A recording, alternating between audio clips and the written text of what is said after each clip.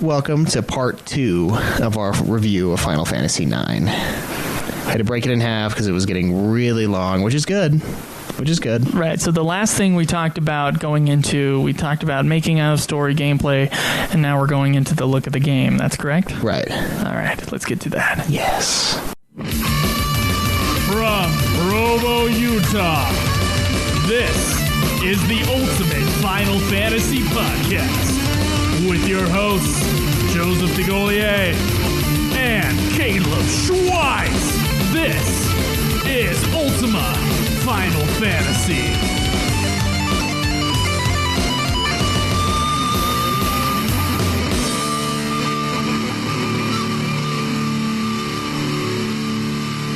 All right, so the graphics and design. This one, for me, definitely stands out amongst, especially the PlayStation 1 era, the PlayStation 1 original era, because I played all of them through this point on PS1, so... Okay. But this game looks very different than the others, obviously.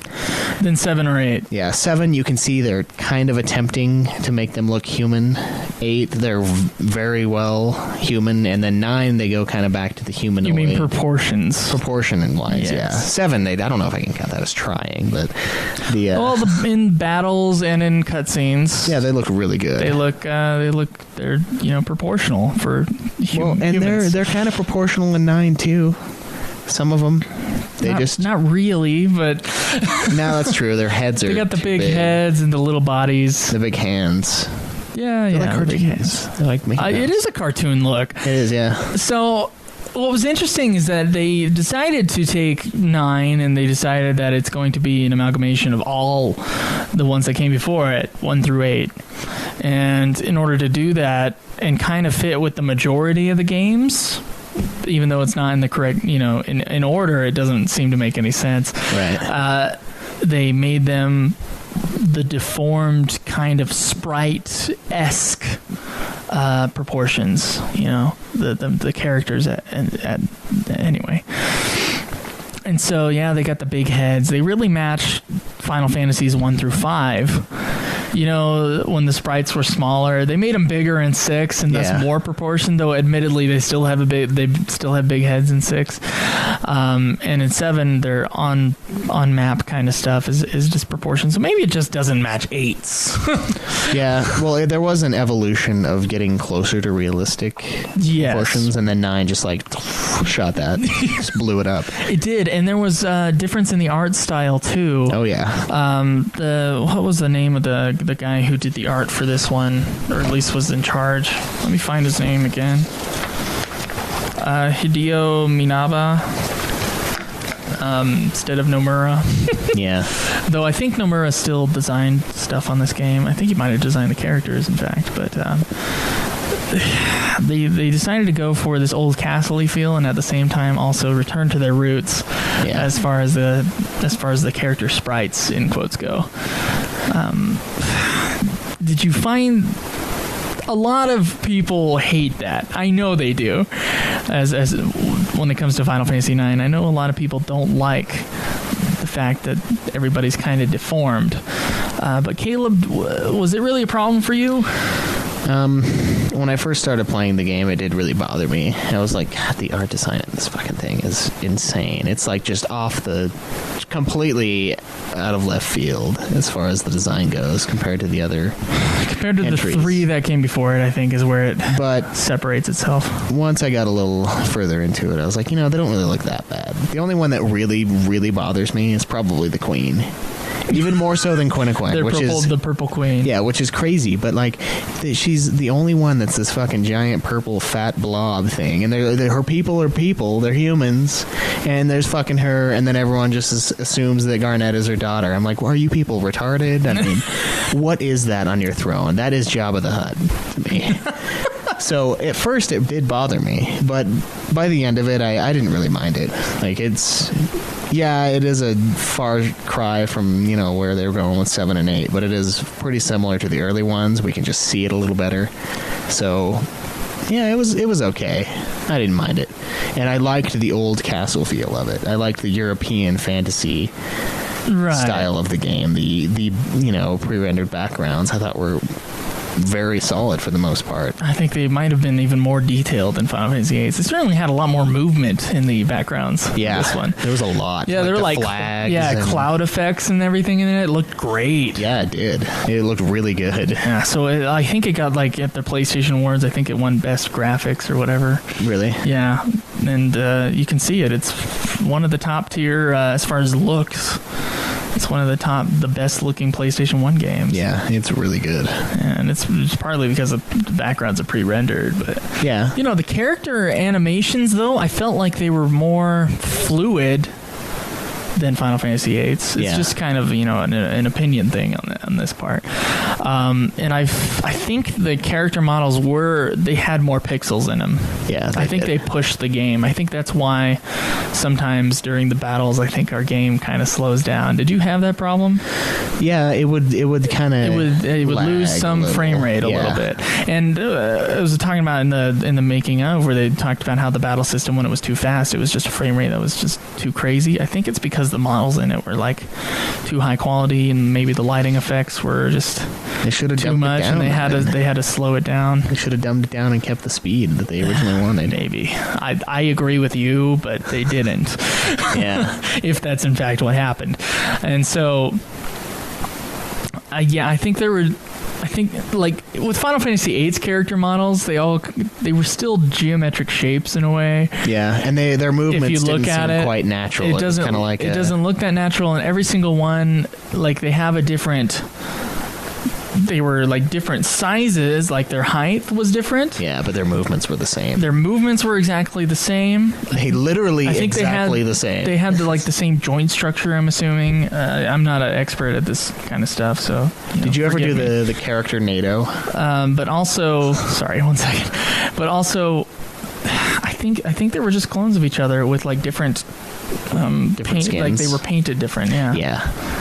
Yeah, literally, they will do everything you do in 8, which is weird to me, but, I mean, it's kind of a cool way of showing the people your party. following you? Yeah. Yeah. They don't show your party in 9. No, they don't. They went back to the roots of one main dude. Mm-hmm. But I remember you could, like, spin the joystick just right in 8, and it would be, like, a person NATO, and they'd be, like, all three of them would be changing really quick. Right. And it kind of looked that way. They all looked the same, so it looked like one skin changing over and over again. Yeah, so although the graphics for a PS1 game were good in Final Fantasy VIII, in fact, really good in Final Fantasy VIII, I think it's actually better in 9. Yeah. Just from my subjective opinion at looking at it. I mean, I'm sure someone has counted the pixels on the character models. As far as the detail on their skins go, I think they might have pushed it really hard in Final Fantasy IX as far as the detail. Yeah. As far as the detail went. So although the design may be not to your liking as far as the cartoony aspect of the characters, I think that the graphical look of the game, I think it was an improvement from Final Fantasy VIII. I can't think of another PlayStation game that looks better than Final Fantasy IX right now. I mean, as far as I know. Its other contender is maybe Final Fantasy VIII, maybe Legend of Dragoon. Those other big RPGs. Yeah. Dragoon might look a little better than 8. I think the quality is, especially when you see like the ending cutscene, it looks really good. Mm-hmm. But 9, I think 9's is better. Yeah. Because 9's cutscenes are fantastic. I felt like the pre-rendered backgrounds also, just had more detail than 8's or 7. Because I know 8's had more detail than 7's. And then I think 9's really had more detail than the movement and the movement, and I think it might have just been a better resolution on the images in the background too. Yeah. I think they really gave the PlayStation everything that it could handle. Yeah, which was great. I mean, I think there was a point in the development of Final Fantasy IX in which they weren't sure if it was going to be a PS2 or a PS1 game. So I think they might have been developing it for possibly PS2 and then had to dumb it down. That might be the issue with the battle speed. It could have been the issue with the battle speed. They might have assumed it wouldn't be an issue, and then they're like, maybe we should do a throwback with the same console, kind of a deal. Who knows? Yeah, but character designs were a little wacky, but you get used to them really quickly. I don't think anybody doesn't get used to them. I'd be surprised to find someone who just like, I fucking hate the art. But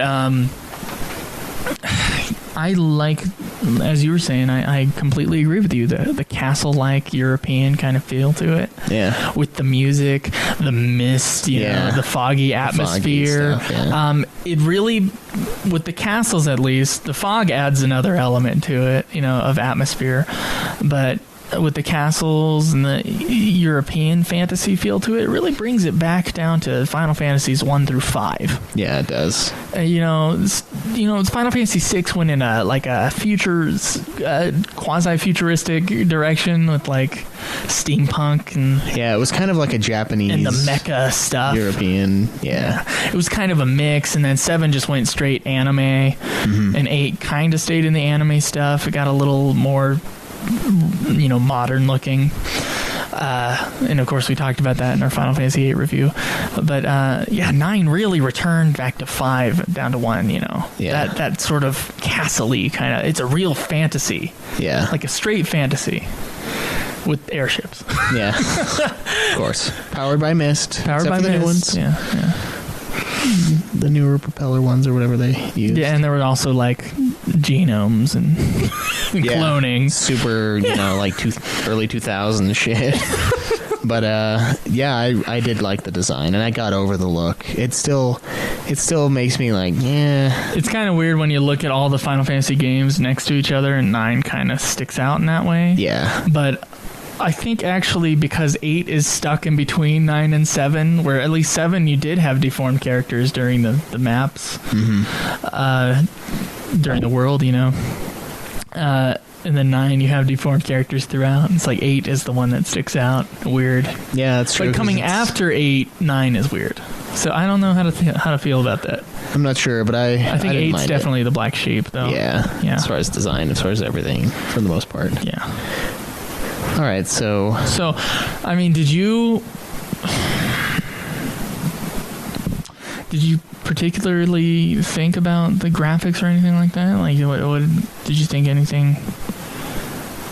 Did I like a particular design? Yeah, did you like any particular design in this one? I really liked. I mean, Beatrix obviously was super hot. Beatrix is loved amazing. Her design. I loved it. But Kuja's made me sick. We'll say Kuja's. No. The only issue I had with the graphics, I noticed during the scene where Bahamut comes out, there was like he looks really fake for like a split second. Well, it's like a real it's like a 2-frame shot for a second. That's the only time in the whole game I ever noticed any 2-frame shot. It's like a quick jarring movement when he's coming out of the clouds. Going out of the clouds, okay. So really, he doesn't like fade out. I didn't notice. It was very slight. That part didn't bother me at all. That's like the only time I ever noticed anything. I thought that cutscene with the graphics. Sweet. It was. Yeah. But everything looked great. I mean, I didn't really have it's one. It's Final Fantasy. Of course it looks great, you know? It wasn't quite like 8 where, you know, I summoned Diablos and I was like, that looks awesome. None of them were like, holy shit. They were all just, you know, good. Yeah. As far as what I summoned. I was very satisfied with the look of this game. Once you get past the characters. So I'd already played 9 before, so it wasn't like a surprise to me. It wasn't jarring. Yeah. So that might be something to do with kind of my lukewarm feelings on how the characters looked or whatever. Right. So let's talk about the music for a little bit. The music kind of supports the castle-like feel. Yeah. I think the soundtrack to this one decimates 8's soundtrack. Like, just completely destroys it as far as the awesomeness. There are some really good tracks in 8, but the main theme for this one, the theme when you load the game up, is really good. Yeah, it's sweet. And they redo it like 500 times throughout the game, and they're all sweet. Every version is sweet. I did feel kind of cheated sometimes. I'm like, hey, how many times are you going to redo this one melody over and over again? But I never really was bothered by it. I was just like... I loved this. I mean, there were a couple of like techno moments because it's Nobuo, so he always has to have something in there. Yeah. But for the most part, yes. Yeah. For the most part, it kind of had this. Now I'm not Scottish, but this Scottish kind of feel to it. Yeah. With it supported the design greatly. It supported. So good. The only track that probably bothered me a little bit was the Black Mage Village one, and that one was the one that was kind of techno-y. It was like this weird beat that didn't feel right. Of course, that kind of goes with the theme of the village, because it's this weird place that's not right. It's like this group of people that have realized that they're people. So maybe that's why. But it was like, this one's kind of not as great. But I did enjoy the music a lot in this one. Yeah, overall, I thought it was great. It was more subtle though than I think anything that came before it. I don't think the score in this one really shoved itself into your experience. I think it was there to support the game. Yeah. And the previous 1 through 8, you always heard the score real loud and like it was real prominent. And in this one, there were a couple parts, you'd hear the score, but I think it might have been like a lower volume or something. It just didn't feel like it was so in your face. Yeah, it's kind of how I feel about... Which I actually think was a good thing. Yeah, that's how I feel about the guy who's doing the 14 soundtrack. Yeah. People like him, they're not the same kind of soundtrack guys as Naboo. Right. Naboo creates these epic, like giant, really loud, kind of in your face. It's really melodic. A lot of composers would do like an atmospheric type score. This one was where more you're not supposed to notice it. Naboo, it was still melodic, but it was more atmospheric than the other ones. He was kind of switching it up and moving more towards that, which it was good. I mean, it was great score. There wasn't a time where I felt that it was super out of place, or where I felt like, stabbing my eardrums until they ceased to work. I wasn't annoyed by anything except for maybe the tune of Melodies of Light. But that wasn't really Naboo's fault. It was just kind of the weird recording of the voice going la la la la. Yeah.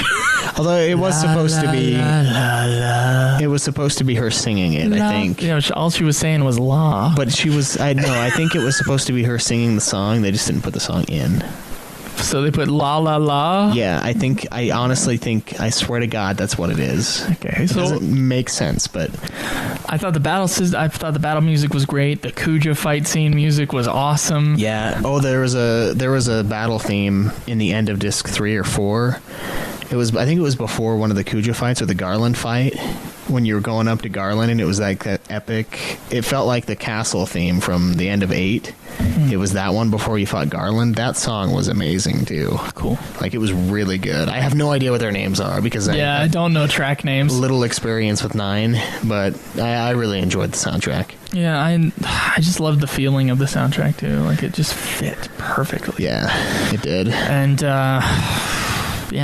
it's good stuff. Battle music was awesome too. Like, every time I heard the battle theme, I was like, yes, it's not like where it got really annoying with the battle theme, which happens in almost all the other ones. It's like, I've been playing battle, I've been playing 8 hours today, and I'm just sick of that. Yeah. We're going to hear a lot of 10s. This one was, yeah, exactly. I thought the soundtrack was great. What did you think of the theme song at the end, Caleb? I don't know, I'm lukewarm towards it. Okay. I liked it more than the previous game's theme song, but I didn't have any problems with it necessarily. Okay. I might even prefer it over the one that I remember from 13 when you go to Vanille's area. That was one of the parts in that game. There's 2 theme songs for 13. There's the Japanese theme song, which I don't know. Then there's the one that's like Leona Lewis's. Yeah, that one is the one that made me want to put the game down. I'm like, why? Why is this in here? I don't think that plays till the credits, but I could be wrong. I think it plays... Someone sings something when you go to the really flowery song area with Vanille. And that's not written by anybody at Square. That was just a Leona song that they pasted on. Yeah. I'm not sure what the there is an actual theme song for 13, but I don't think it's on our version. I don't know, but I could be wrong. I didn't feel quite as, it's been a while, put off by the end of this one. And the song wasn't bad. The lyrics seemed okay. The lyrics were not in English as far as I could tell. Yeah. I didn't really care for the song. I prefer the Stuteki ni or whatever it is from Final Fantasy X. If I'm going to talk about theme songs from the later games, I preferred that one. What I'm glad they didn't do with Melodies of Life is put it right in the middle of some important scene and make it super distracting. Yeah. Which is what they did with 8. And what they did with... did they do that in 10 during the underwater kissing scene? I don't know if that scene was really that important. Okay, well, it kind of was, because either way, they could have done that for Final Fantasy IX. They didn't. I don't think it's a great song, but it's certainly not as bad as Eyes on Me. It doesn't make me want to, call Dave Mustaine and have him do a cover. Yeah. Oh, that's too bad. It's too bad. I know some people were hoping that Dave Mustaine would come back for this episode, but he's busy. So perhaps next time. Let's not make any promises about that. Overall, though, yeah, great theme. Great, not great theme, but great music. A lot of people really like the theme for 9. Melodies of Light. Yeah. A lot of people really like 8. Yeah, a lot of people like Eyes on Me too, and they're just wrong. I thought we weren't going to beat it anymore. Oh, it's so hard not to. It's such a bad song. Well, this one I think was better, so that's all. We can say that at least. Okay, yeah, we both agree. A better theme song. Yeah, even though the La La La was kind of dumb. La La La La. You have a beautiful voice. Yeah, I'm like, no, you don't. You're full of shit. You just want to get in her pants. La La La. Yeah. Like I wonder what it would sound like if you were singing. Can you sing? Can you say something else besides law?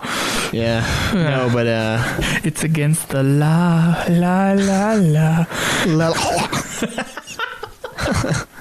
No, but there was one part when she first started singing it just started going at one point in the story, and I just skipped through real fast. Like it started coming up, and I was like, let's get out of here. What is this? It was like, I think they never last very long. Okay, maybe it was just a natural progression, because it was seriously like 5 seconds of that song, and I was like, ooh, I don't want to hear that. Not yet. It's too soon. It was like disc 1. It's kind of is it the first piece of voice acting? I think so. Yeah. I think so too. Except maybe like with Kefka, not Kuchad. No, but I guess in 8, the Eyes on Me did end up playing. Yeah, it was in the background, but it wasn't a character singing. That's true, so it doesn't really count. But I'm not sure if the La La La's count. You could be right, where she was actually singing, but to us, she was saying La La La. I think that's what it's supposed to be. I really do. Okay. I don't know why they didn't just put the song in. Maybe they were just saving it. But they could have just alluded to it maybe and then not given us the La La version. And maybe it would have been preferred. I don't know. There's no way to tell. I don't know. I'm glad there's no voice acting in the opera scene. Because, it'd be some shitty opera sound. In 6? Yeah. The opera scene in 6 was very powerful. The opera scene in 6 is very powerful because you get to hear the words in your head, sung by singers in your head, and not actually have to see singers perform it. Yeah. Yeah, one of the worst things about the Distance Worlds thing is when they do that and they try to do the whole opera thing, and it's in English, and it just sounds bad. Yeah. Yeah, like the singers are good, the tune's good, there's just something wrong. It's almost, it sounds like the words, though, with the 6 thing. It was really weird at first, but then I was like, this is really cool. Yeah. With the tones. Of course, maybe some people disagree with me with the Distant World things, because they tried that. It's the opera scene with these, I think they're Swedish people singing opera, but it's English opera, so it's like... Maybe that's what made it weird. Who knows? How many English operas have you seen? None. Yeah. They're all in German or something. Yeah. It just sounds weird. Or Italian. If it's in English. Italian's got a ton. The Italian's not Italian. The one Italian that remains is this man named God. Italian. Yeah. All right, so music good. Music great. Great, yeah. I'd say great. I'd say if I'm gonna rank the music, I'd say 6, 7, probably 9 after that. Yeah. Yeah. I would still say 7, 6, 9. Dude, there's just you and your 7 love. It's It's really I close. thought I was going to have 7 on the top, too, and then I replayed it for this thing. Yeah, that's fine. Yeah, okay. It's close. Well, yeah, it's close. I get it. If it weren't for the end boss and the music, it would be 6. You didn't like the end boss? No, I did. I just didn't think he was as strong of an end boss. He's not as developed of a character. Oh, Kefka? Yeah. Oh, you didn't think Kefka was as good as Sephiroth? Well, you know. I don't think he was as developed. He was really evil. Let's move on. Let's move on. Let's move on to the game's legacy. The legacy of Final Fantasy IX is almost non-existent. And the reason behind that, though, the people who have played it really like it because it is as we stated earlier, the best reviewed Final Fantasy in the series. Right. There's like 700 of them tied for second place. I don't know anybody who walked away from 9 with the exception of complaining about these battle speed and the look of the characters. Don't know anybody who didn't give it a positive review. Hey, there's the one guy at work that said he hated 9. He hated 9? Yeah. Okay. Well, I don't know anybody personally. He loves 8, too. And I'm like, dude. You're wrong. Yeah, I'm like, 8 is the problem here. I'm sorry. With 8 and 9 up against each other, 8 would be the problem. And I'm sure most of our viewers, listeners, however they get the content, would agree with that. Nah, hopefully. We got a lot of listeners whose 8 is their favorite. Yeah, a lot of it's nostalgia. And we got a lot of people on our forums who love 9. Yeah, 9 is good, though. 9 is good. And it has a legacy with the fans, a very strong one. So why... I think it's kind of a new legacy, though. I think people maybe are looking back on the games and are saying, well, 7's overrated, 8 actually sucked, 9's the solid one. Yeah. You know, I think there's that mentality. I don't necessarily agree with them completely, but there is that mentality, I think, on the internet. And that's where gamers live. So it's getting kind of a... So I think 9 is kind of getting a resurgence in popularity. Sort of a cult following. I wouldn't say it's cult. It still sold 5 million games. Yeah, it's not necessarily 5 million copies. Ground deal. But it was a lot lower sales-wise than 8 or 7. A lot of people never played it. Honestly, a lot of people that I know never played 9. Right. They have not played a moment of it. Yeah. So as we said in the making of, as I put on my paper there, it didn't sell as well, and the look was weird compared to what they saw in 8, and 10 was coming out. 10 was coming very soon. A couple years. I think 10 was 2001. I thought it was 2002. I don't think so. It was 2001. Okay, well, I could be wrong. Okay. Still not, yeah. When they used to make Final Fantasy games a couple years apart instead of 6, half a decade. Yeah, no kidding. Yeah, the PlayStation 2 was already out, so it was kind of like a last hurrah for the PlayStation. And that killed it too, I think, for the sales, because people just lost PlayStation it. 2, of course, had like the biggest sales of any electronic device, and so it's crazy that 9 just fell through the cracks almost. Yeah, it's like I don't know. It's kind of sad a little bit. It's a little bit sad. Yeah, I mean, now that we've played the game, we understand that it's a good game. Yeah, it was a good game, and it just kind of was lost. I mean, it could have been okay. It was 2001. It was 2001. July 19th for Japan and December 17th for us. Whew. But it was Australia and the others 2002. So it was like a year apart. Yeah, it was very soon. So people were already seeing stuff for 10 probably. Yeah, they were announced at the same time, 10 and 9, 10, and 11. Yeah. And 11 I think was released in 2003. You don't have to look that up. That doesn't matter. Not yet. Yeah, the legacy for 9 is kind of sad, but I think there is a resurgence for 9, especially with like Metacritic showing their scores of Final Fantasy games and being like, oh, well, this is actually the best one according to an algorithm of critics. Yeah, it's basically all the critics' scores put together. Right. And it's very positively reviewed, so. Right. And now, admittedly, like 6 of the other ones are tied for second place. I think it's 6, 7, 8, 10, 12, and like 4. They're all at like 88 or something? No, they're all like 94, 92. 94, okay. I feel like they're a little easy on them, to be honest. I mean, like, Metacritic? 90, like all critics.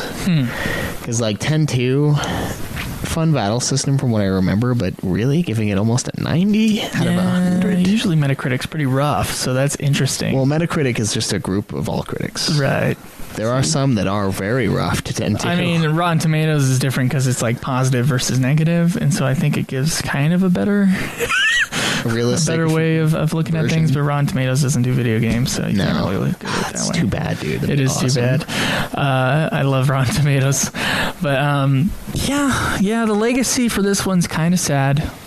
Especially since 10 is just gonna come by with its 8-point-something million sales and just like stomp on it. Yeah, and it's gonna be on the PS2, and it's gonna be one of the biggest games on the PS2, and it's just gonna be this huge hit.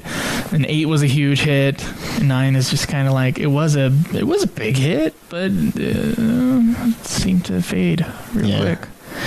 Yeah, it's too bad, but and maybe this is just observation, and it's not really anything in fact, what is legacy, but as far as what we can see, that's how it seems to be. Yeah.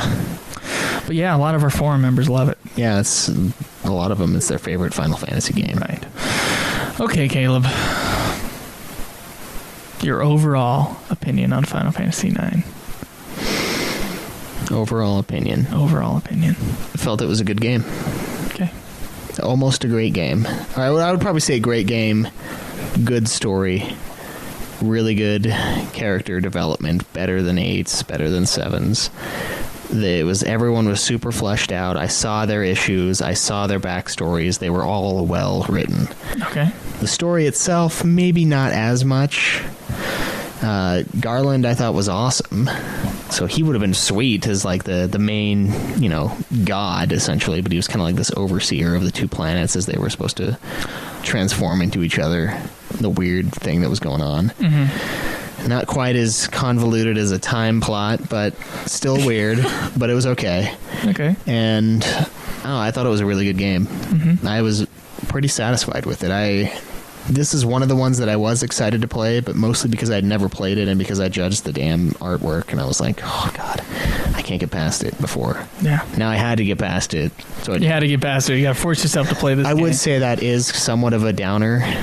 Is the art design? Just a little bit. Not just the characters, though. Okay. Just how zany it is. It's not necessarily a bad thing, but they do in 10. They start getting a little crazier and crazier as time goes on. Outfits in 10 are crazy. Yeah, the outfits are like, what the fuck?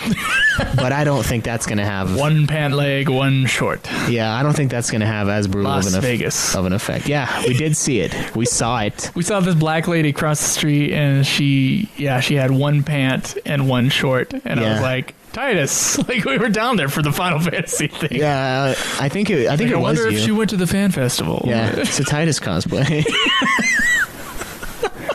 But it was. It was pretty sure she was like homeless or drug addict or something. Like no one in their right fucking mind would fucking wear that. No. But I mean, still a really good game, and those detractors are very minimal to its. Right. I feel bad for the people listening to the first half when we're kind of on a downer note in the first half. You think so? When we were talking about the gameplay, I think we kind of ended on a down note last time. Maybe a little bit. Yeah. It is slow, and the trance is annoying. Those things, the trance, the battle speed, and the character design are the only things that I'm like, on. Yeah. And you get over it. It's not a list of a million annoying things from Final Fantasy VIII. No, which is from Final Fantasy VIII? Yeah. That's how it was in Final Fantasy VIII. It was like, oh, this is bad, this is bad, this is bad, this is good, this is bad.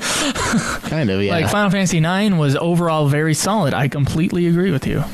My overall experience with Final Fantasy IX, my eyes did kind of glaze over during some of the story where it's like, okay, Kuja's here, Alexandria's here, blah, blah, blah, the politics of it, Maybe that was it. Maybe it's just the politics of it that made my eyes glaze over. 12 has the same problem. At least it did the first time I played the game. Mm-hmm. Where I care about the characters, I don't really care about the politics of the situation. So it's like, oh God, let's get through this.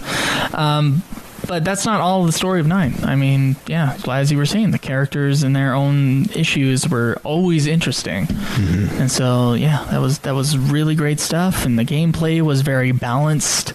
And I should have used the ability thing better. I didn't, but it was still like, I didn't want to pull my hair out when I got into a random battle, except during like a couple puzzle sections.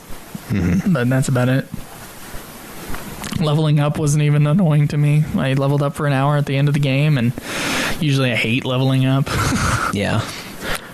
Yeah, that's another thing I didn't address is the balance of it was really good, and that made it more solid.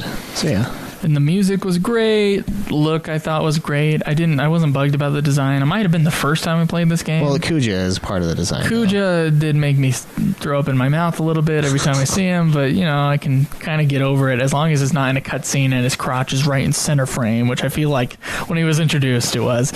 Yeah, I'm just like, oh. Like, that's a dude? Yeah, when I noticed the no shirt, I was like, oh god, it is. I used to think that was kind of attractive. But it was a woman. And then I saw the bulge. Oh god. Yeah. That's no woman. And I'm sad that the legacy isn't as big as it should be. I'm sad that Final Fantasy VIII has so many more fans than Final Fantasy IX, it seems. Yeah. Like when we were looking at that IGN kind of, was it IGN or GameFAQs? It was some poll that Shinru put up on the forums. And we talked about it on the show. Yeah, 8 beat 9. It was like number 2, wasn't it? Or no, it was like number 3 or 4. It was like number 3, yeah. I think 10 No, I think it was number 4. 10 and 6 beat it. But yeah, 9 was kind of on the way down, It was like middle. It was like mid-range Final Fantasy, which I think is harsh. Yeah. Of course, as a favorite, that's the problem with that list is you gotta remember. You're voting for your favorite? Yeah, your very favorite. So there's only one vote. Mm-hmm. And not everybody's played every game. True. So maybe a ton of those people had only played and never played 7 and 10. Yeah. 7, 8, and 10 are the biggest games. So naturally. So I'm kind of sad to see that. But what did our listeners think about the game?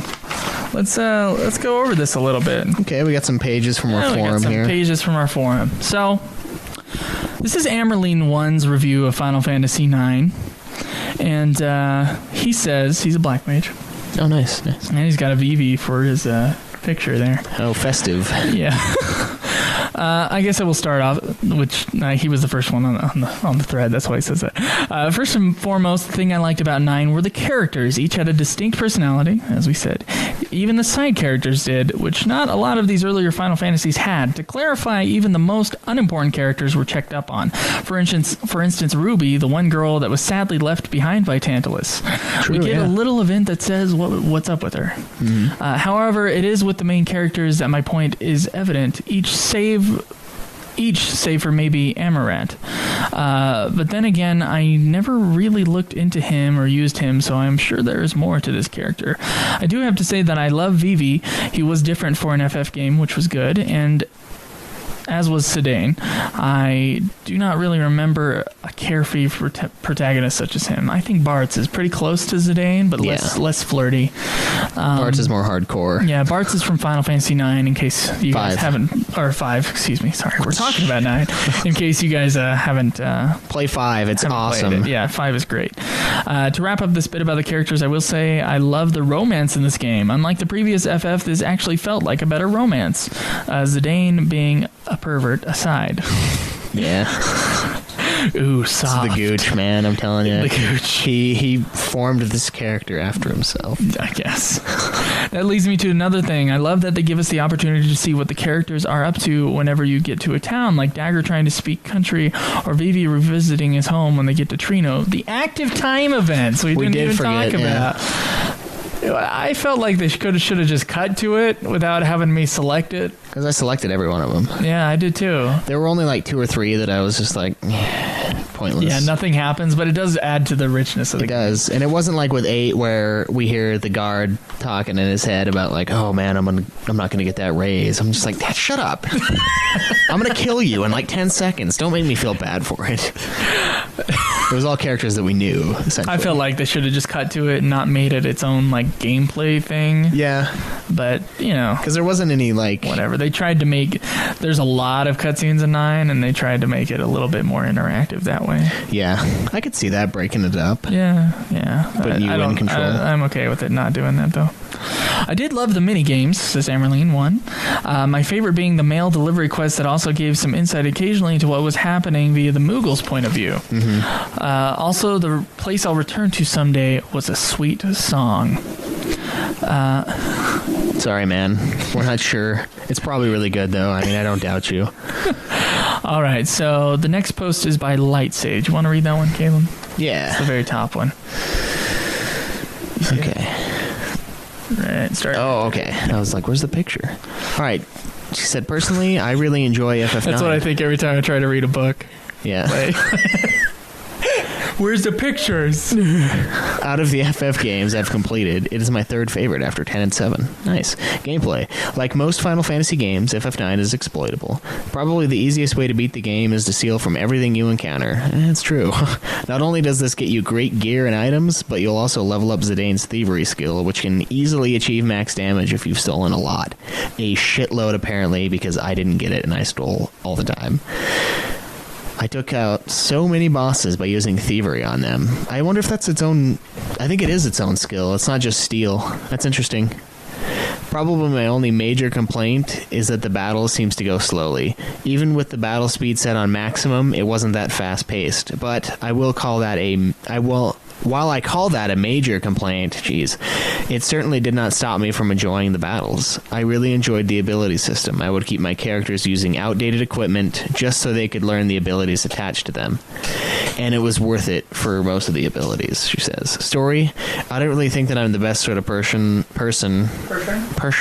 to provide a story analysis. I'm more of an either I enjoyed it or I didn't kind of person. Needless to say, I did enjoy the story. I liked a majority of the playable characters, and even those ones that I didn't like, I could sympathize with. Main character Zidane, Zami's departure from the more introverted heroes of 8 and 7. He's a cheerful and womanizing character, but we do find out about his own issues later in the game. I don't know, Light Sage, were you seduced by Zidane? Yeah. Please, let us know. Yeah. Felt sorry for Zidane's sister, the only genome with a soul. Let's see, I'm just kind of proofreading, just going through quick. Whole game's deceptively dark. That is true. It's not really that deceptive, though. It's pretty open with it sometimes. Yeah, with the fallen bodies. And the death constant. Yeah. It seems light and cheery, but this is also a game that probably has the most death out of any of the Final Fantasy games. For now. Every major city gets destroyed by the end of the game, and one race is almost wiped from existence. Seriously messed up stuff for a game that stars a silly and perverted thief and a princess who tries and mostly fails to appear to be a commoner. She likes... she's so on the music. Let's see. You guys did awesome reviews, but it would be... These are pretty long. Yeah. She said the visuals... She says she doesn't like the visuals, it looks like. It's probably where the game suffers the most. Square decided to go back to using deformed character models after they showed what they were capable of, that they were capable of making creative, realistic characters. I'm sorry, I'm having trouble reading this, in FF8, so that was a little disappointing. We just switched off some backlighting for behind the scenes, so it's like really dark in here now to us. Yeah, my camera, for you guys watching the behind the scenes, it ran out of battery, and I'm not going to switch the battery out, so I'm sorry. We don't know when, so. Yeah, so you guys, you behind the scenes, poor folk, sorry. If you don't know otherwise, you never guessed that Zidane was actually 17 years old when he looks like a preteen. Huh, he's 17, huh? Yeah, he seems around there, 15-ish. I would say 15. Okay. If I were to guess. Anyway. So was Titus, though. Titus feels like the pre-render movies were enjoyable, but again suffered from having all the teenage characters appear way too young. And then she says that FF9 has a great legacy. Okay. Right. And then her ranking from best to worst as far as what she's played, 7, 9, 4, 1, 2. Okay. Yeah. It's respectable. Yeah. 1 over 2, though. Nah, that's right. Dude, a lot of people put 1 over 2. All right, you want to... Let's see here. Oh. Got a lot of reviews here. Let me quickly sum this up. Yeah, I'm going to bridge these next few a little bit here. Gammon Stark says he loves the world map and flying airships everywhere. Save points don't auto-tent you, so this is still a stock-up strategy and HP management system that I liked in earlier FF games. Okay. That was interesting, going to the Moogles and having them tent you instead of... Just using it. Just using it in the menu. Yeah. That's pretty cool. Here's something I underlined in his review. He says, Melodies of Life was the song my wife and I danced to at our wedding. Oh, way to go, asshole. What? You, not him. Oh, me? I was like, what the hell? You're like, not you, Gavin. No.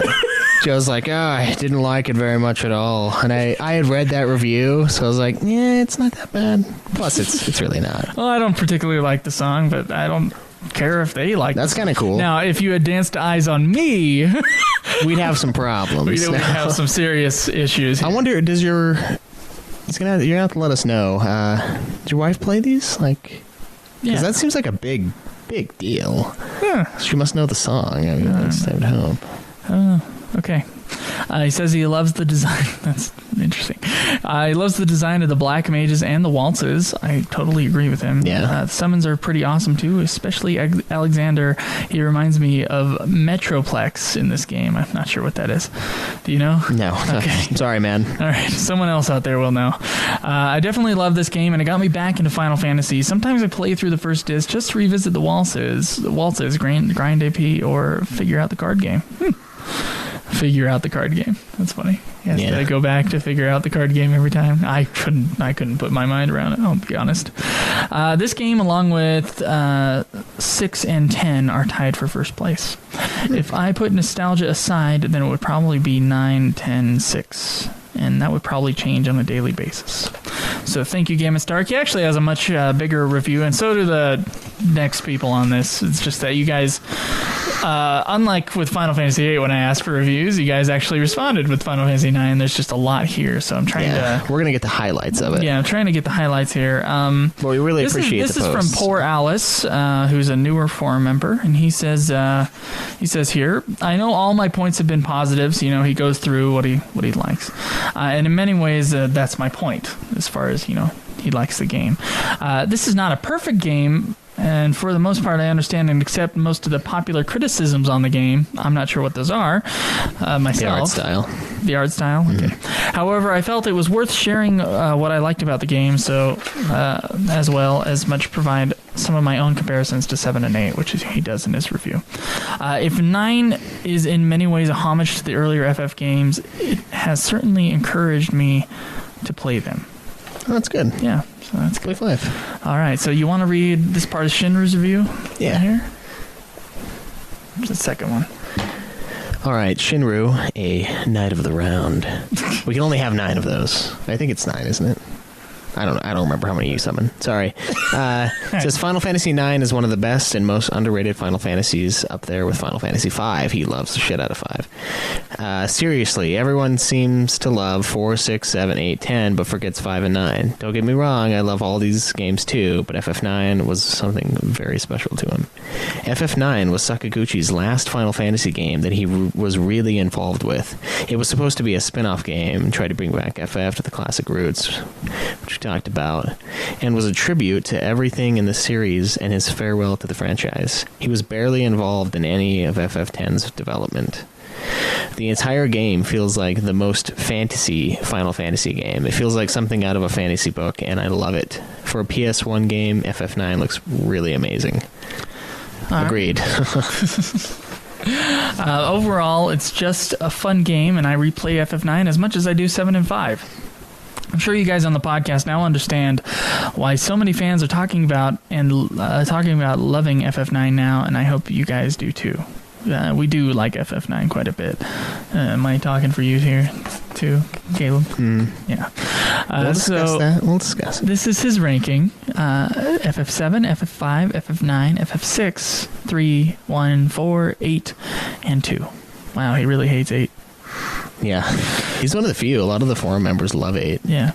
All right, so this is Batman's full review. I'm going to read it here.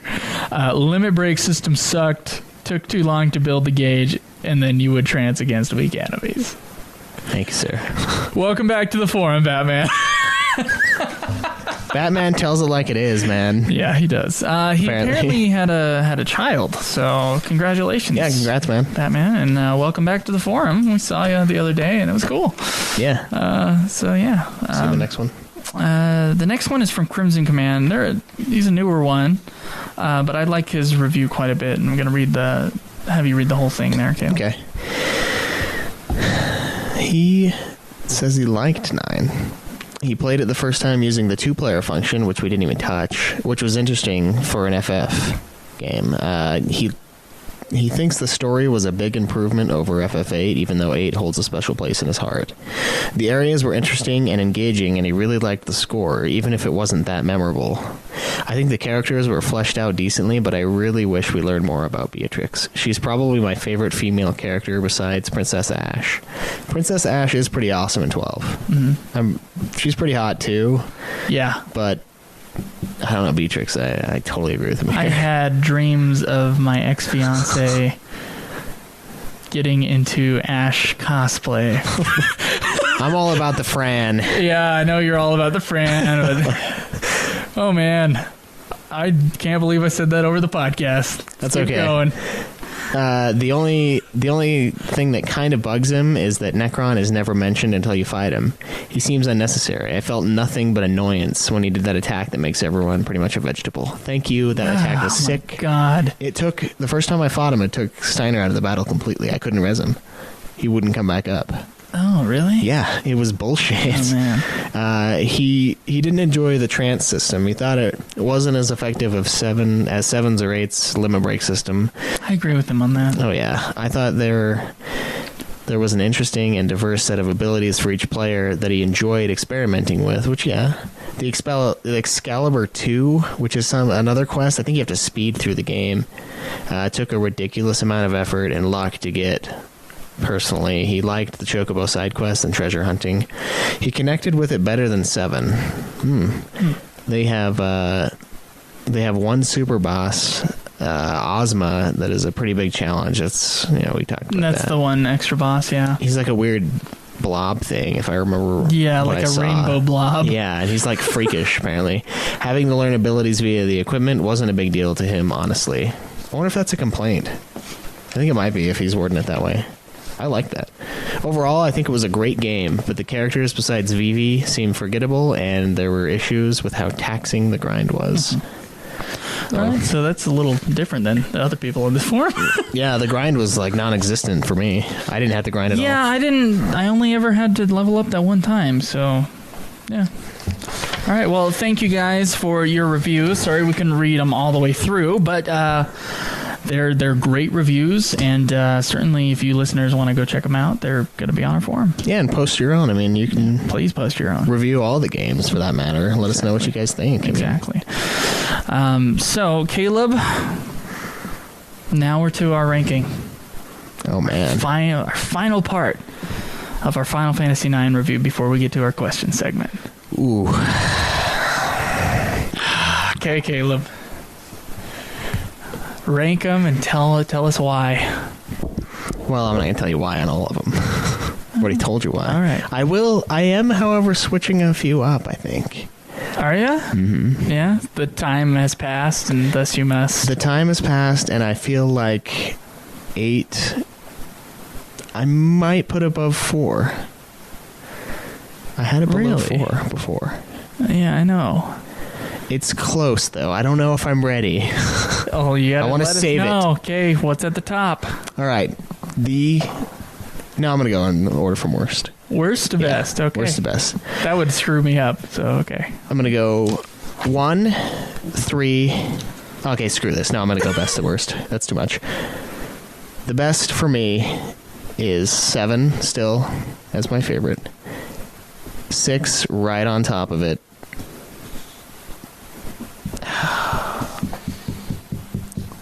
9. I'm going to put 9 as 3.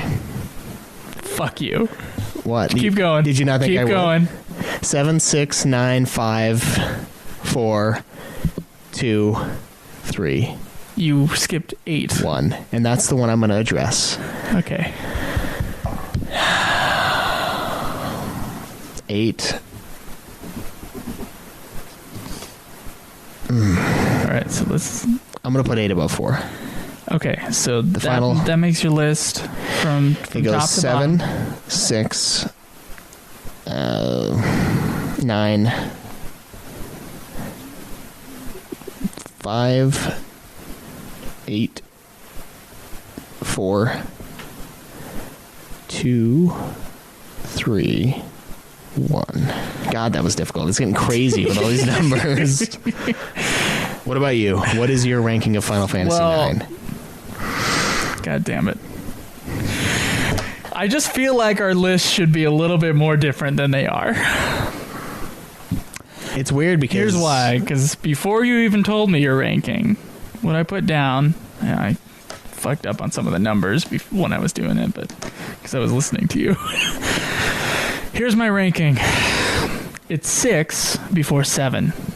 Because 6 has so far proven to me to be the best that we've played. 10 I know is a strong contender. I just know it before we even start playing it, so it's going to be interesting seeing where I feel that 10 should go. I agree. Because my old ranking was 7, 10, 6. And so we'll see. 6 is an amazing game. 7 is almost equally amazing game. And I know that's kind of like a Final Fantasy fanboy thing, you know. It's like, oh, they all like fawn over 7, right? And that bugs other people who think that 7's overrated. I don't necessarily do think it's overrated. I think 6 and 7 especially are like some of the greatest games ever, especially that I've played, because I haven't played that many games. But I usually agree with like best of rankings where they always put those two kind of near the top. I think they should be up there. They're almost perfect experiences. Yeah, really. They are. 9 is going to be where you put it also, which is why I said fuck you. It's going to be number 3. And the reason I put it above 5, which is my next one, is because there was never a point in 9 where I thought the story like wasn't great. I thought there were parts in 9 where I just, was kind of going along with the motions. So in that sense, I guess yes. But in 5, the beginning of 5 was just rough. And although 5 got amazing near the end, I think 9 it just nudges itself just above 5. Okay. And as far as like overall, the game is just, it's really good. It's really solid. And I'm very satisfied with it. 5 follows 9, of course, followed by 8, 4, 2, 3, 1. Okay. I don't know. 4 and 8 are like so close right now. As you were reviewing yours, I'm still like going over everything in my mind. Well, you get a new ranking every time. True. You get a new game. I'm going to say 8 and 4 are tied. I'm not sure which one I like more because I'm thinking of the ending of 4 and I'm just like, eh. And then I'm thinking of the rest of 4 and I'm like, yeah. The part where he's fighting himself as a paladin. Yeah, that's awesome. It's pretty sweet. And then he destroys the city of summoners. Stuff with Edge. Yeah, it's good. Nah, fuck it. It's better than 4 or 8, but it's better than 8. I already ranked it. No, you can re-rank it. It's fine. All right. 7, right. 6, 9. It makes our list more different. So that's... Well, no, it's not. That's not why I want to do it, though. Well, that's why I want you to re-say it. I will say that 8 is sitting better with me with time, though. Is it really? Back on it. Yeah, it was annoying and a difficult thing to want to play at the time, mostly because of the side quests. I'm just like, why am I doing this? Why am I finding these people that are sleeping on the job? Why the fuck is the dog something I have to talk to progress? Why? What? In what world is this logical? Get a little closer to your mic there. I had to yell, so I had to back up. So yeah, I'm gonna go 7, 6, 9, 5, 4, 8, 2, 3, 1. So it's a little different, but they're just really close. Yeah. But 5 is clearly better than both of them in my mind. So both of us have 7, 6, and 9 at the top. Yeah, currently. Yeah. The next one, I agree with you. It's going to be tough. Yeah, I'm not even sure. I'm already just like the beginning of 10. I played like yesterday, and I was just like, oh, this is amazing. Yeah. I'm ready to play some 10. That's for sure. I'm ready for voice acting. Honestly, the amount of text in Final Fantasy IX was something that I didn't remember. There's a lot. There is. There's a lot of of talking in Final Fantasy IX, and so there's a lot in 10, but your eyes kind of glaze over a little bit. But, Yeah, great stuff. Great stuff in 9. And Yeah. it's a good, solid game, and I'm not surprised why people love it so much on our forums. And, Yeah. Although I don't think its legacy is really that solid as far as like when publications do, you know, best of type shit, they never talk about 9. Right. And so I feel like its legacy is much less because of that. Top 100 games list 9 never shows up. It's 6, Pretty 7, much 10. never, yeah. Every time. Yeah, sometimes I hate fuck them. Yeah, they were wrong about it. I was looking at a list of like top 100 RPGs of all time according to IGN, and admittedly all-time lists are usually kind of stupid, but they're a good place to be like, okay, these are generally What did they put as good number games. 1? Final Fantasy VI. Oh, really? Yeah. I thought they were going to pull Legend of Zelda. Chrono Trigger. It's a fucking adventure. Chrono Trigger is right after it. Nice. Yeah. It sucks that we have a garbage port. From what I've heard. Although the We're DS... going to get a DS, so... Yeah, the DS version is perfection, apparently. Yeah, I've got Chrono Cross on PS1 now. Sweet. Picked it up. Sweet. I paid too much. That's one of our games that we're going to play. It's true. All right. Let's get to our question segment. Yeah.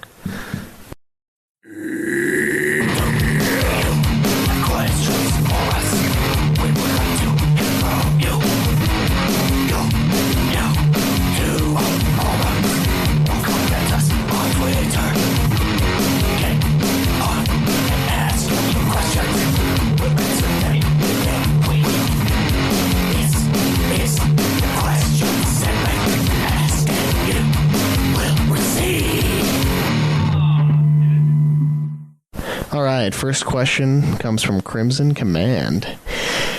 He says, I was recently playing FF9 with my brother and thought it was really odd on how many child characters there were. Honestly, it seems that every child character besides Rydia and Vivi just diminishes the story. To me, they are annoying. I'm wondering if anyone else feels this way, or what your thoughts are about age and playable characters. I completely agree with them. Yeah.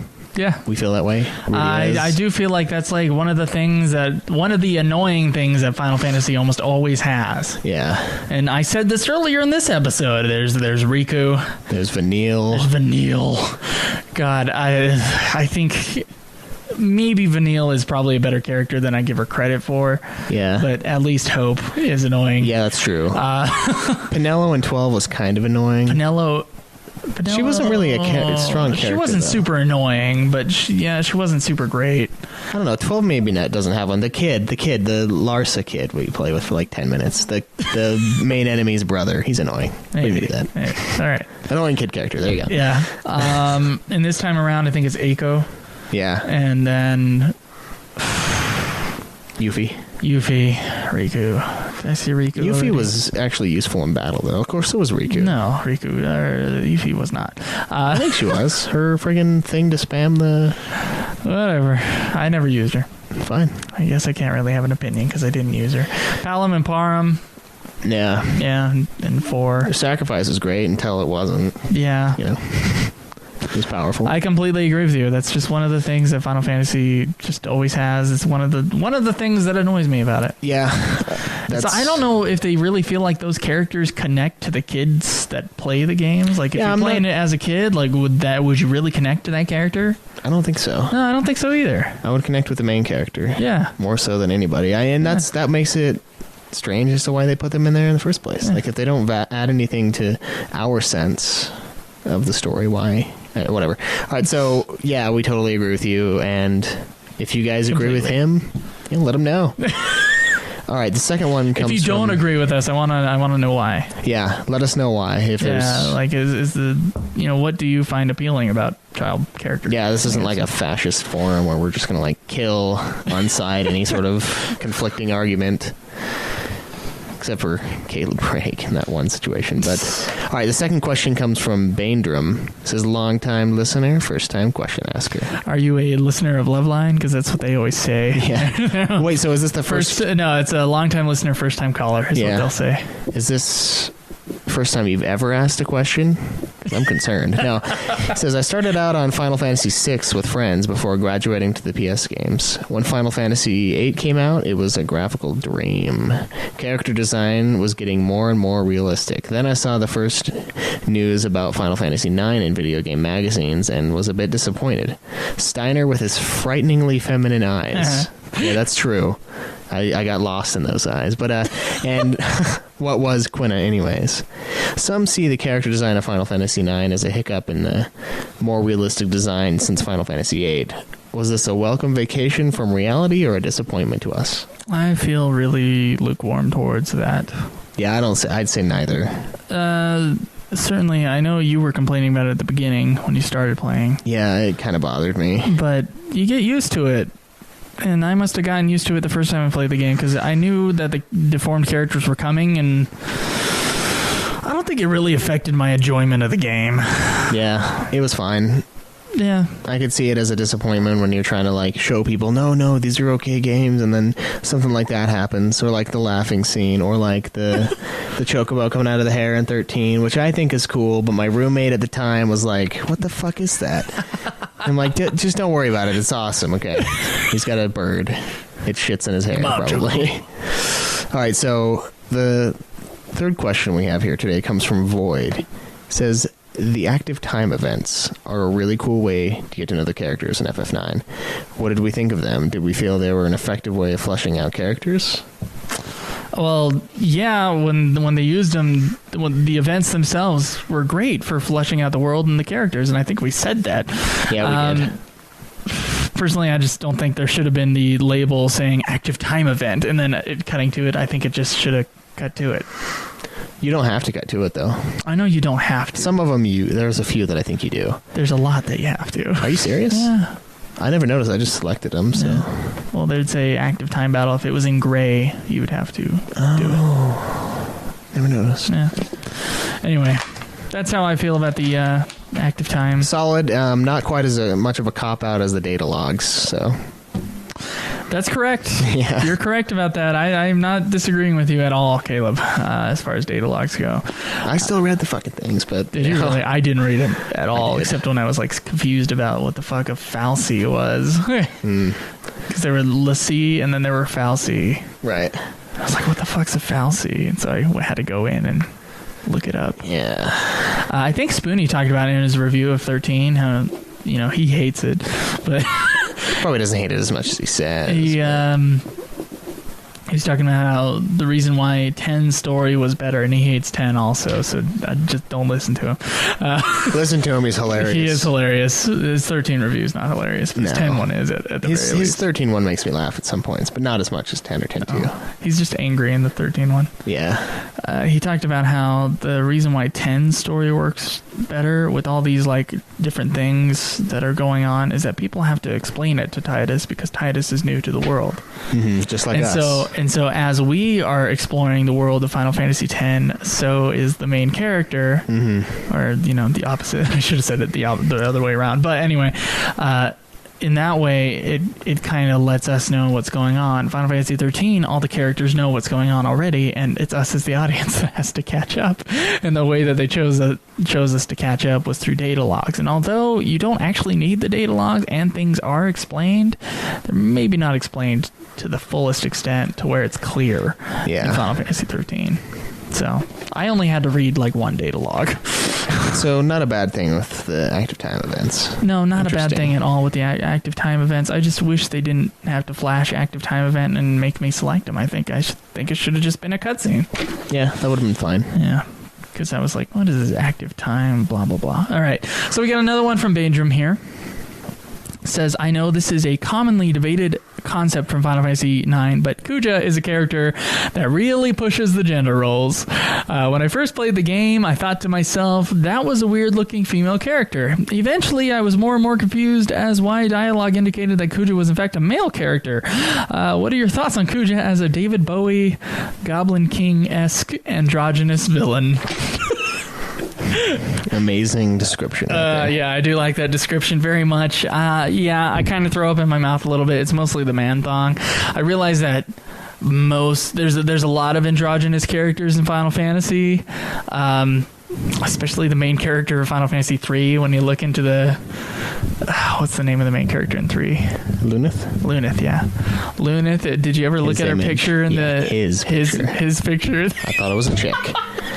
His picture in the menu, it's like, it looks like a girl. Looks like a little girl. And so, yeah. Final Fantasy is known for it. Kuja is a special case, though, I think. Yeah. Kuja, so once you find out he's a man, you look at that man thong and you're like, I guess it wouldn't make sense if a woman was just wearing a thong, and they do that in these things, like Unaleska in Final Fantasy X has no clothes, and I don't know why all these video games kind of do this with women characters, where they just like take off all their clothes, and then men have to be super steroidy. Yeah, it's just and beauty. have less clothes. It's just too. Beauty standards. It's done. I don't know. It's kind of like this. They really changed it this up. Fantasy Kuja, thing, yeah. But with Kuja, they took the gamer roles of female characters and they just pasted it on Kuja. They like took an outfit that would have passed on a female character. Unfortunately, I am saying that. Unfortunately, that would have passed. Yeah. It would be like, all right, and then they put it on a male character, and it's just like the bikini bottom on the. Fuck. So in a way, it kind of does open your eyes as to the, like the idea behind the whole thing. The gender roles shouldn't matter, but it is weird, and it shouldn't matter. I think everybody should just wear clothes. The only problem with it is that it was super out of place in the game itself, so that's why it didn't work. So I don't like it. Him getting on the dragon, and then like his bowls just kind of jiggle. Yeah, he's like chafing horrendously with the dragon, I would imagine. But yeah, it was out of place to me, so I didn't like it. No, I don't like it. I don't like it at all. I don't mind the character of Kuja himself. Yeah, it was interesting. But God, the FMVs with his man thong just. And he does look very feminine. Oh, it's bad. Oh man. Here's the thing. Like Miley Cyrus is putting out like topless photos of herself because it's like free the nipple campaign. Because like, men can have their shirts off and that's fine, and women can't. They have to wear something. They have to cover up. But here's the thing. My personal opinion on this matter is that men should not have their shirts off. No one should. I think everybody should wear clothes. Either that or no one should. And I would prefer everyone to. I'd prefer everyone to completely. I don't care how fit you are. I don't want to see a shirtless man jogging down the street. If anything, because of my own jealousy and hatred towards him. Interesting. All right, so the next question comes from Void. He says, FF9 is, in many ways, a throwback to the older FF games. What did you think about the old school style and throwbacks in the game? Liked him. Could see it. Yeah. It was obvious. Yep. I enjoyed it. I completely agree with you. We pretty much covered that in the review, but still a great question, Void. Well, what did it take from 8? It was supposed to be a throwback to all of them. So what did it take from 8? Just good graphics. Yeah, we can go with that. Yeah, FMVs. FMVs were good, yeah. Yeah. I don't see anything else, honestly, to be completely honest with you. I see nothing. More from 6 than probably anything. There's no time plot. No. There is a boss switch. It's pretty close to 6. It's really close to, I think, 5, in my opinion. As far as its feel. I think it's closer to 6, personally, but... I don't think. I think 6 steampunk kind of feel to it. 9 was similar to that, with the mist. It has the mist, yeah, but that's not... And the way you get abilities. The way everything is kind of like brick building, castles and shit. Yeah. I think it's 5. And the gray quality to it, like the color palette, my favorite word to talk about, like in these reviews. The color palette I felt was a lot more muted and thus closer to 5. All right. That's how I feel. I can see that 6, 9, and 12 were made by same team. Same team, yeah. I feel it, yeah. Okay. I can feel it in my loins. Okay, you should talk a little louder into your mic. I can feel it in my loins. Okay. All right, so...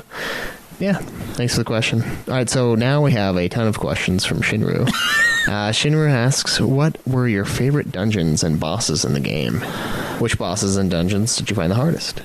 Final boss. Final on both, crystal actually. Area of the final dungeon was sick. As far as random enemies, I don't even think I fought a single one. I ran away.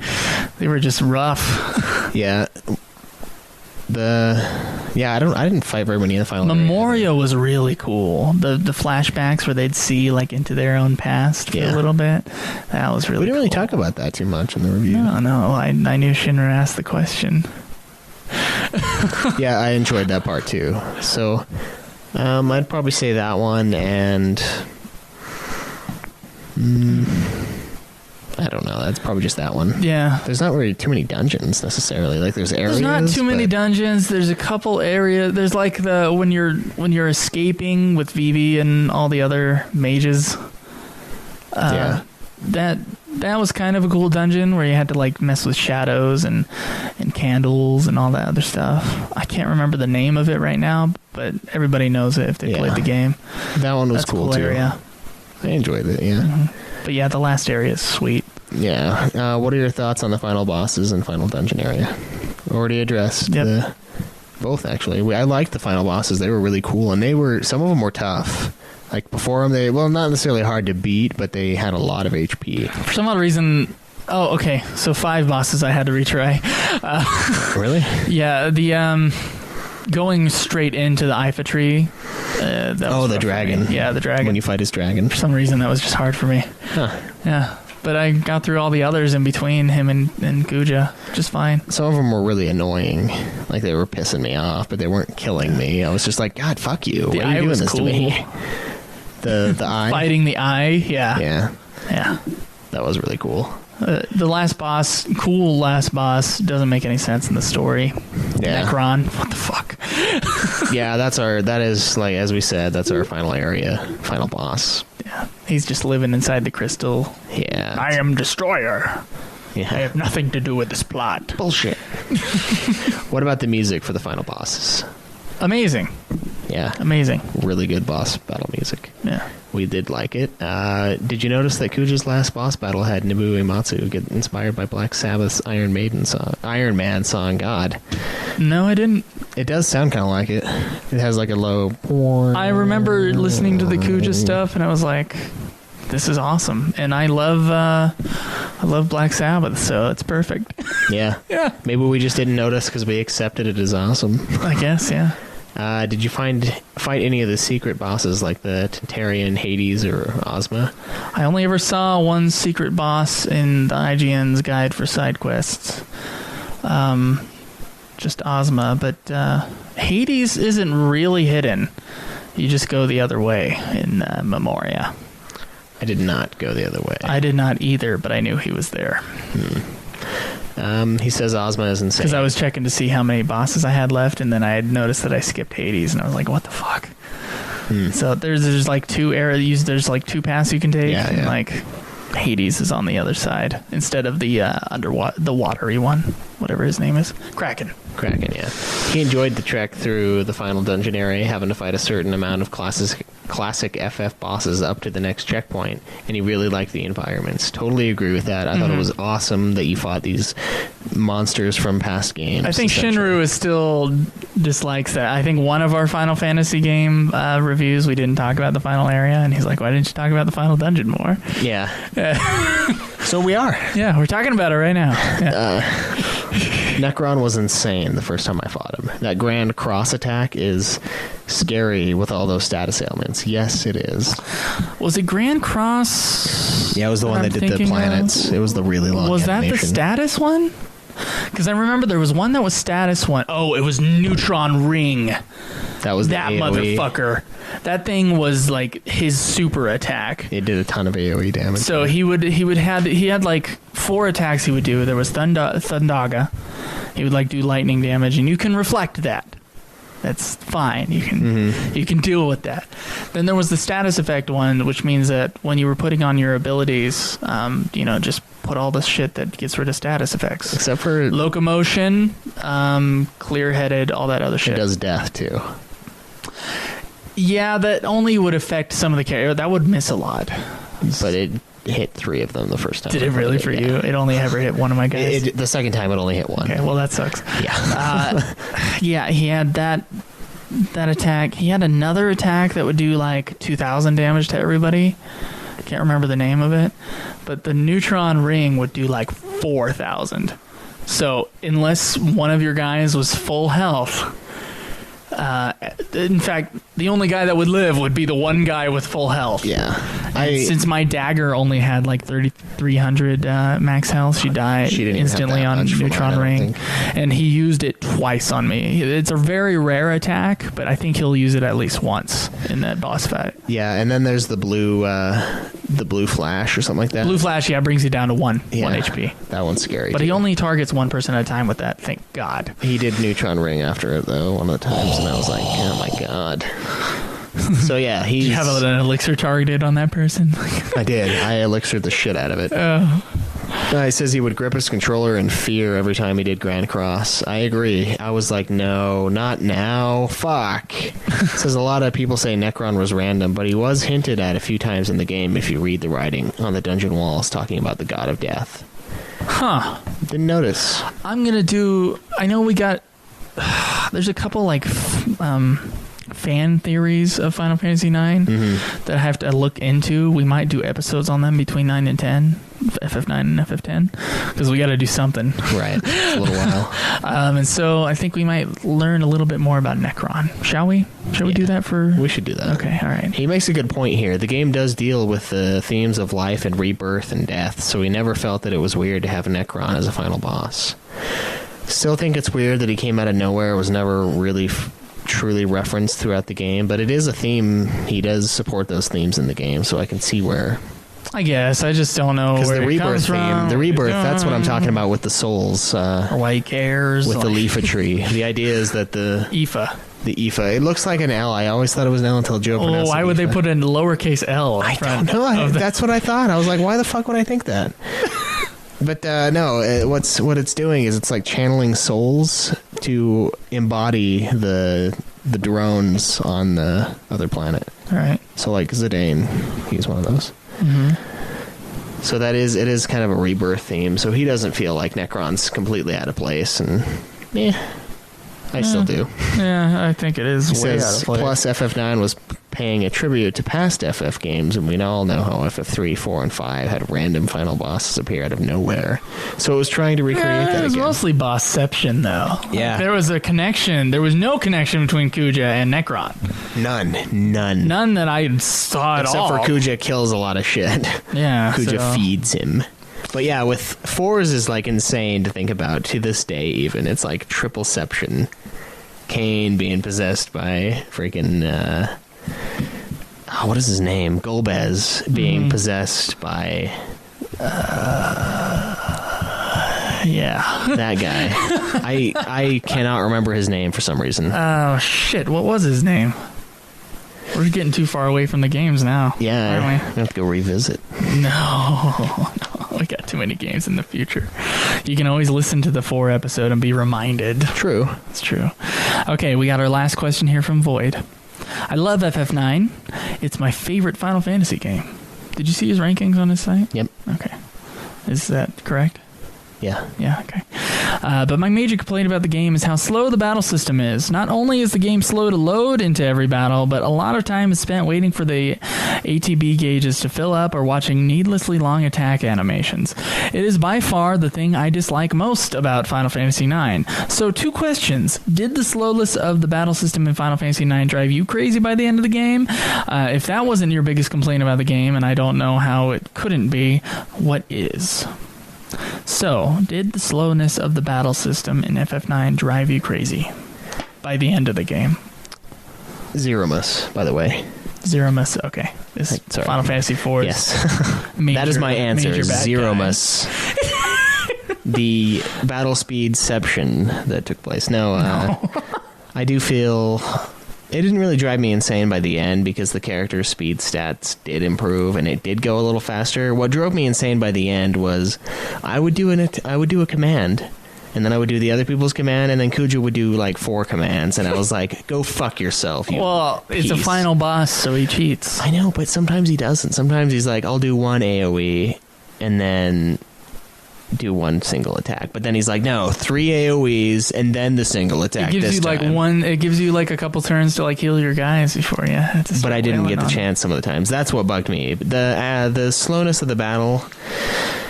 It mostly bugged me at the beginning. Yeah, once we got into it, we got used to it. I mean, yeah, and I think that just comes with the time that it takes to beat the game. So it's not like you're spending I feel like this game was really, really dialogue heavy and really linear, and I don't think there was that much time spent in battle. Like in comparisons to like the first 5. Yeah, so, the first ones, it's like every step sometimes. Yeah, especially the very first one. Yeah. And 2. And 3. Actually, no, 3 had that problem where you didn't do that. Where it was at least the remake of it. Beefy enemies. Yeah. But, yeah, it was just really annoying at the beginning, so I don't think that was really a problem. It may be my biggest complaint. His second question is, if that wasn't your biggest complaint, what is? Although it didn't bug me that much, it probably is my biggest complaint. Yeah. Yeah. That and the trance, which falls into the same boat of battle. Sure, I found the trance quite useful though. Sometimes. I did, but it's just it was awesome when I saw how much damage they could do. Yeah, it's like too bad I won't get this again for another disc. Too bad I won't get this when I want it. Yeah. So I mean, other than that, no, those are the only 2 complaints I would have. Yeah. And the battle system probably being the battle system I thought was great. Yeah, the trance probably being maybe a little heavier on the piss me off side, but I never really lost because of that. I mostly lost because I was trying to learn older abilities with shitty items. All right. And I was like, all right, fine. This is how you want it. It's coming back.